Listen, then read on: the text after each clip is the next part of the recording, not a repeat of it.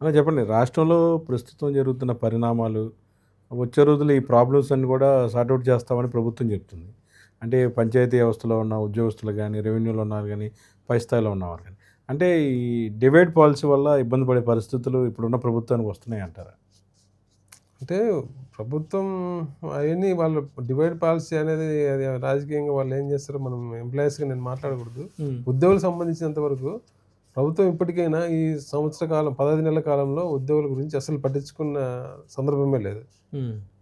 పెట్టక మనం మీటింగ్ పెడితే ఆ మీటింగ్‌లో కూడా ఉద్యోగులకు ఉపయోగపడే ఒక్క డెసిషన్ కూడా రాలే. కాబట్టి ఇంత నిర్లక్ష్యం ఉద్యోగుల పట్ల ప్రభుత్వానికి మంచిది కాదు. అది వాళ్ళకే నష్టం.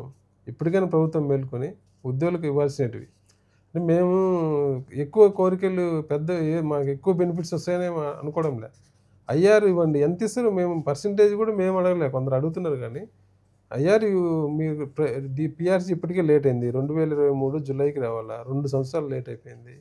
కాబట్టి ఐఆర్ ఇవ్వండి ఇమ్మీడియేట్‌గా. పీఆర్సీ కమిషన్ అపాయింట్ చేయండి. డీఏలు అంటే మొన్న జులైతో కలుపుకుంటే 4 డీఏలు పెండింగ్ ఉన్నాయి. 4 డీఏలు ఒక కరోనా టైంలో తప్ప మిగతా ఇప్పుడు 4 డీఏలు పెండింగ్ ఉన్న సందర్భం లేదు. హ్మ్. ఇన్ని డీఏలు పెండింగ్ ఉంటే ప్రభుత్వం ఒక 2 డీఏలు ఇవ్వడానికి ఎందుకు ఇబ్బంది పడుతుంది? అంటే ఇవన్నీ కూడా ఉంటే ఉద్యోగులకు ఏం చేసినా, ఏం చేయకపోయినా ఏందిలే వాళ్ళదేందిలే అనే ఒక నిర్లక్ష్య ధోరణే తప్ప ఉద్యోగులకు రావాల్సిన డీఏలు ఎందుకు ఇవ్వరు? కాబట్టి డీఏలు ఇవ్వండి. ప్రభుత్వం ఉద్యోగుల పట్ల ఒక సానుకూల వాతావరణం చూపియాలి అంటే, ఉద్యోగులను కూడా కాన్ఫిడెన్స్‌లోకి తీసుకొని ఉద్యోగులు కూడా ప్రభుత్వం పట్ల సానుకూలంగా ఉండాలంటే, ఉద్యోగులకు ఏమేమి ఇబ్బందులున్నాయో, ఏమేమి సమస్యలున్నాయో అవి తీర్చే ప్రయత్నం చేయాలి.